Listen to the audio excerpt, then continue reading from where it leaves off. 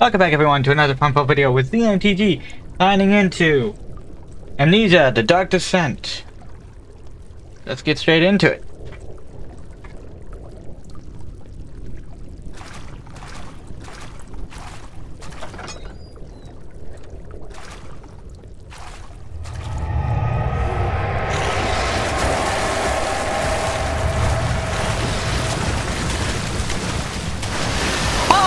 Oh, that's what's going on. Woo!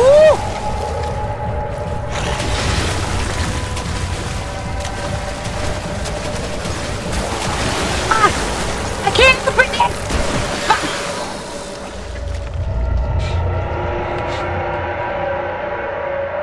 Block the path to run. Really? Okay. And then I can do that. Okay.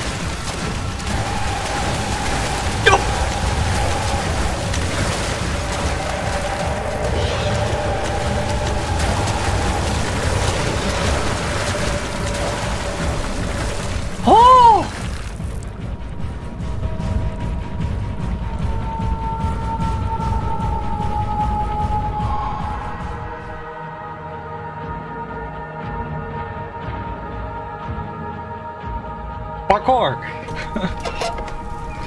Oh, I'm back here?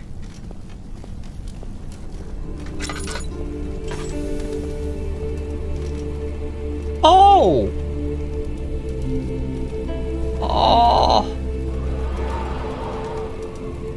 In a moment.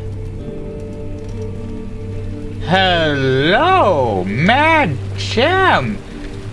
Now those are some legs! God damn! Oh, but they're... Buzz! Vignetta! It's nice to meet you. Let's go. I didn't think you would ever come back after the great break. You have an ascending room. Will it take us to the inner sanctum? It will definitely take care of the vertical part of our journey. So, you have ridden an elevator before? Yes, the Colosseum at Regent's Park has one. It takes you to the gallery where you can view the panorama. Good. This ride might be a little longer, and in the other direction. Alright. Let's go. Alright, Boz. You stay here, little buddy. I want to keep you safe and I don't want to break you.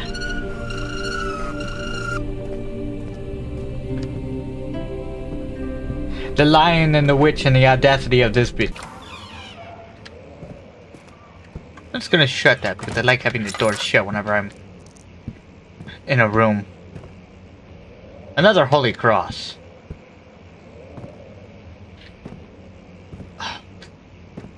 Don't let it be long. Here we go.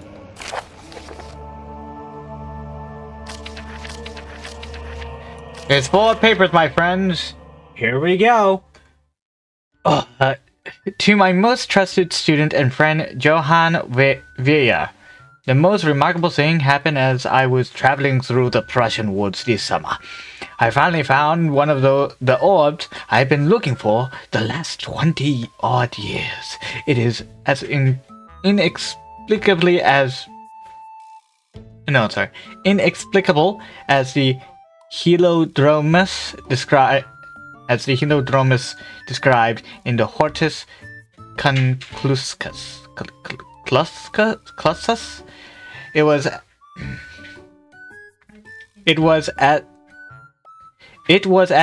told. That just sounds wrong. It was as it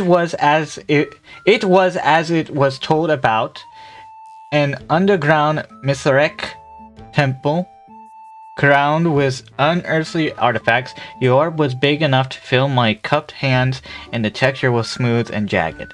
Its color washed while rich. Contrast is not enough to describe its nature. It was impossibly an artificial paradox captured within stone. I was staying in a nearby village called Altstadt. Goodness gracious, that word. Investigating one of the antiquated trails when I finally found the cavern. I went inside and suddenly I could verify the truth of these enigmatic artifacts. Real. As you can understand, this is the most important discovery of my life, but it has also been my greatest fear. As I entered the underground chamber, I could feel that I was trespassing. Because of my curiosity, I did my best to fight these instincts and fetch the orb from its place. I scrambled out of the chamber and into the woods. I could sense something was following me. It bayed loudly as it closed in. The beast, this guardian of the orb, was relentless in its pursuit. I made my way to the nearby Raven, I don't know what that word is actually, where I stumbled upon some men fishing in the lake. I tried to warn them as I passed, but fortunately they remained as I continued my escape. When I heard the cry of pain echo through the valley, I felt such a tremendous sense of relief, thinking I would be spared. Suddenly, a blue shimmering light engulfed me, and the colors of the forest were washed away before my eyes. I kept running through the bleak surroundings. The trees had turned charcoal black, with leaves of cinder, the ground covered in murky water. I pressed on, through the drenched land, as the glowing ember gave way to rising winds and the rain up on me.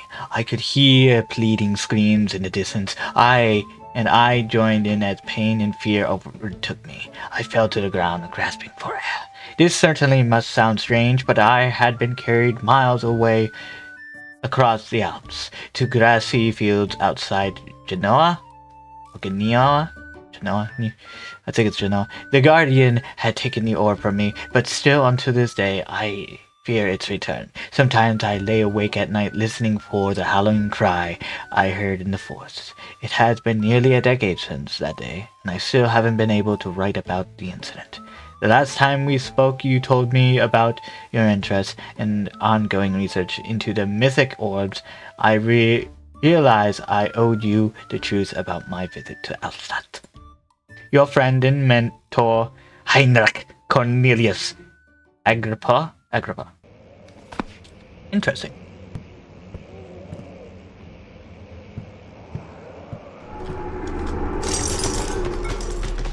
The cracked window panes are held together only by a weak wooden frame. Okay, and picked up some oil. That's good.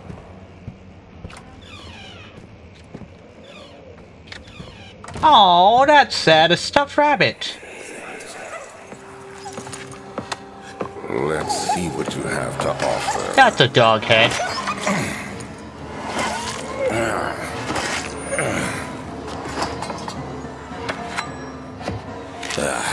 What a mess. I should have sharpened the saw, but I can sense it. It's definitely there. You bastard. Killing an innocent poor dog. And I can see you were not too nice to the frickin' rabbit either.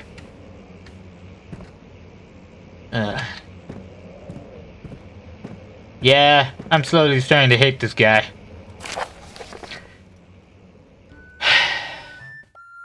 Canis lupus familiaris, also known as canines. 1658, April 12th. After a short study, it is clear that the agitation found among humans can be found in dogs. Fear and pain-induced stress, which seems to trigger an endogenous response, causing the animal to burst with energy. I believe that the catalyst is produced in the brain. It is difficult to determine exactly where and what it is, but I can sense it. It reeks of cosmic genius. Genesis? This guy's a fucking idiot. It has a fucking brain, and of course it's going to have the same neurological freaking response to all forms of pain and fear. You're a dumbass. And fuck you, you killed a dog. There is an inherent problem in harvesting this energy since the creature is bound to die from the exercise. Sure. No shit, dumbass. I must refine this process of torture, fuck you, to enable any real work to be done. More experiments must be performed, but it seems that only human beings are able to produce the amount necessary. It might be their ability to appreciate the severity of the process that ultimately augments their express of terror. I'm going to be glad that I have to kill Alexander. Oh!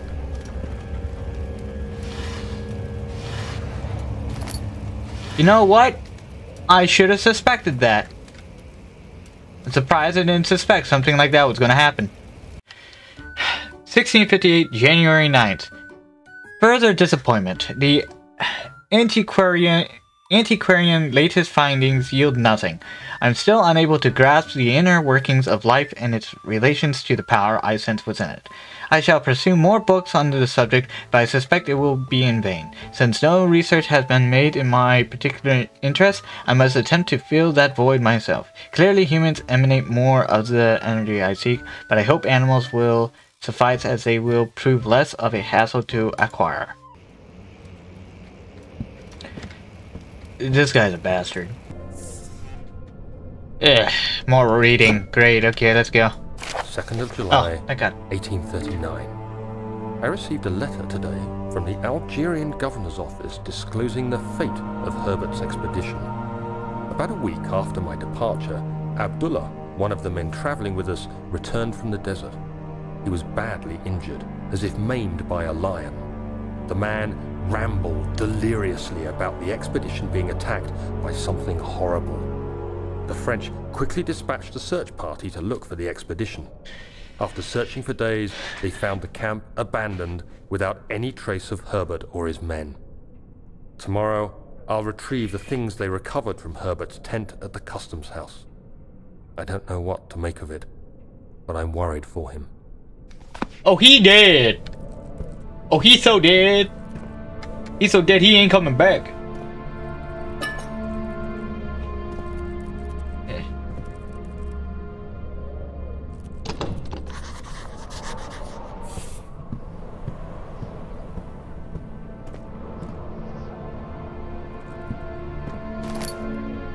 Nah, I don't need to do that here.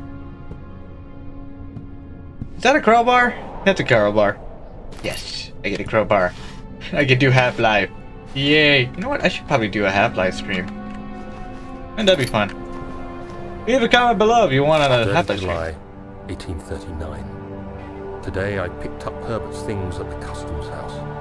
I dug through the trove of documents he had carried and found a log detailing the expedition. The nature of this text ranged from quick notes to colourful accounts of transpired events. I skimmed the pages, trying to figure out what might have happened. May 17th, the day I was trapped inside the orb chamber, Herbert dryly states, "Recovered Daniel after 1 hour of entrapment." This confused me greatly. I was suffocating within minutes. How could I have lasted an hour? I continued reading the peculiar text. Herbert states his facts without judgment or passion, but suddenly I could read frustration into his text. He pushed his men to investigate the underground tomb, an effort which seems to have strained the minds of his men. Madness spread through the ranks, and Herbert had to take some extreme measures to continue. He finally visits the chamber himself, where he retrieves the orb to the surface. His account confuses me greatly. If he has the orb, what are those pieces in my drawing room? Interesting. Very interesting.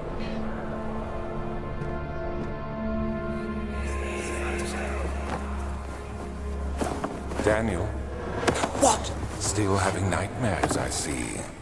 Yes, I can't shake them. They come every night. We'll put a stop to them. You'll see. Kinky. I didn't know Gay and Alexander had some type of romance. Still gonna have to kill him.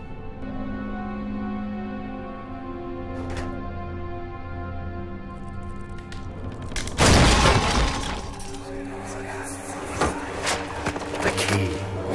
Please, let it be here.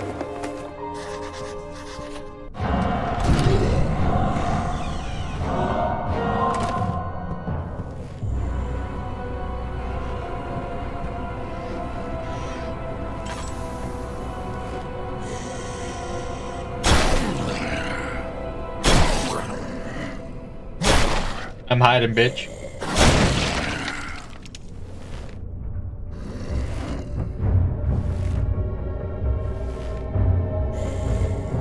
Go away. Go away. Go away.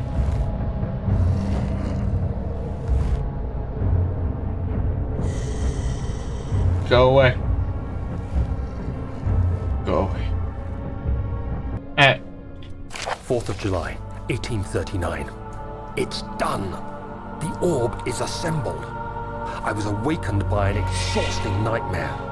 Shaking and sweating, I retired to the drawing room with a cup of tea. The relic pieces lay spread across the table as I'd left them, but somehow I knew how it was supposed to be. I fetched the tar, which I had prepared to fix the pieces together, and without fault I joined them, producing the orb I remembered so clearly. The tar proved unnecessary. It was pushed out from the joining pieces as they merged on their own, with no adhesive. The ancient stone relic now rests on my table. Its immaculate surface and perfect shape could have been molded by a factory. This is all too strange. Yes. Strange. Oh, I love dark rooms. Oh, I so love them. Oh, what's this?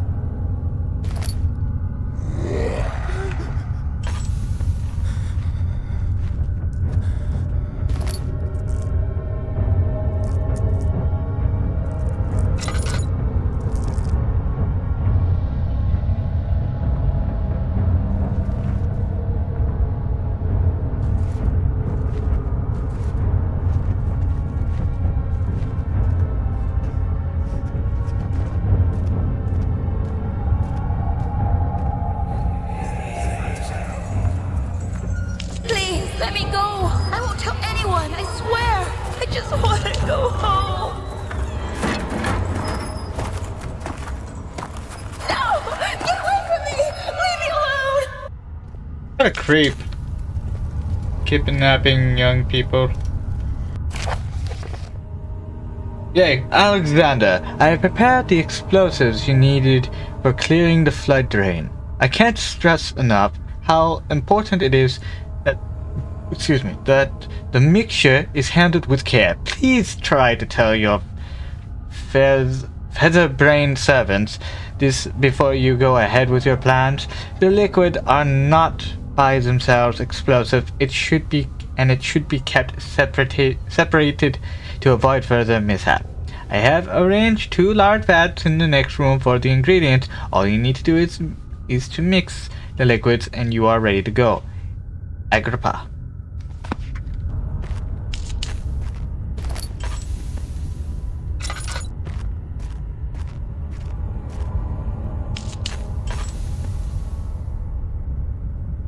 Thank you. Okay, let's merge all these parts again now. Oh.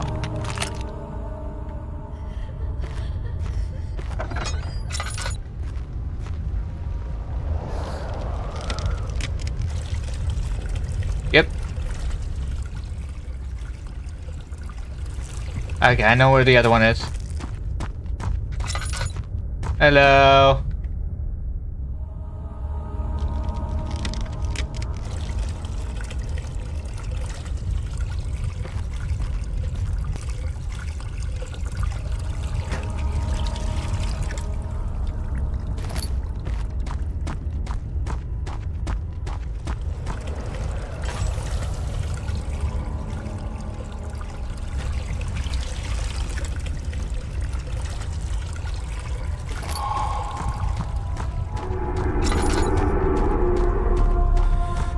I know where I must take this. I have to get moving quickly.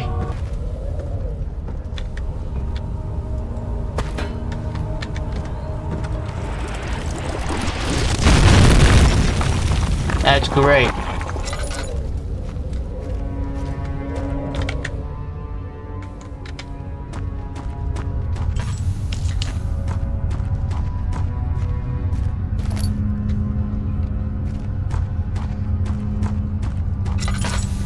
Shit. Okay.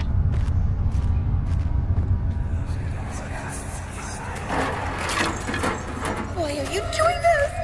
Get away from me!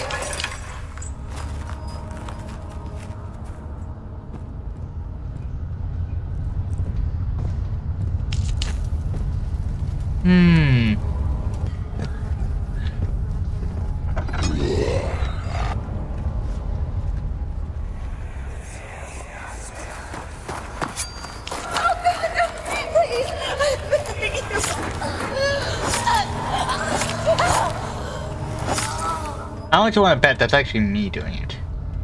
I guessing.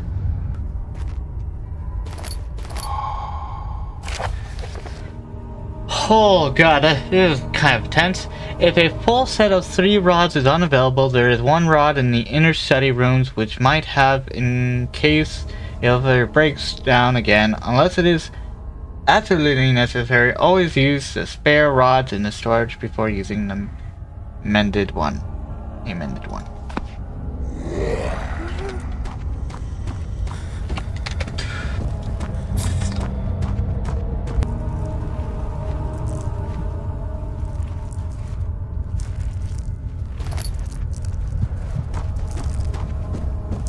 Okay, I'm just gonna go home now. I'll go back to whence I came.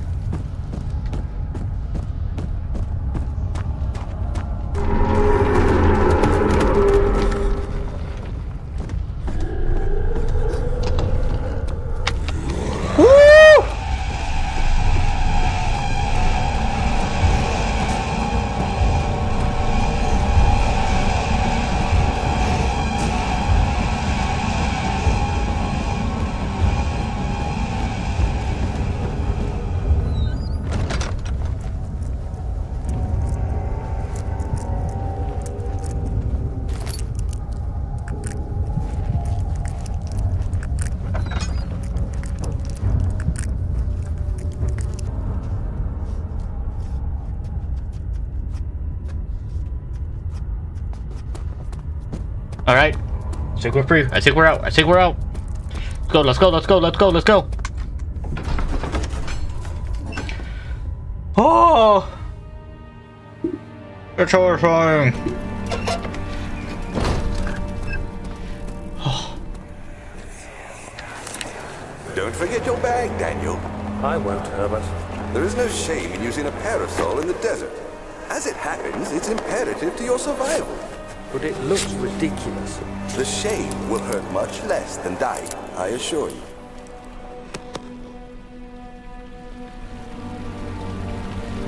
Whoa, damn, man. I said she had nice legs, but, tap on the ass, finger on the ass. You go for it, yeah, man. Goodness. Look at how the third one be.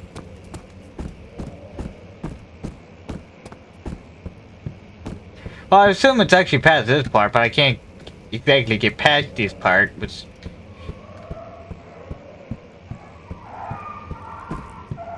So I need to figure out something, but I don't know how to... what to do next.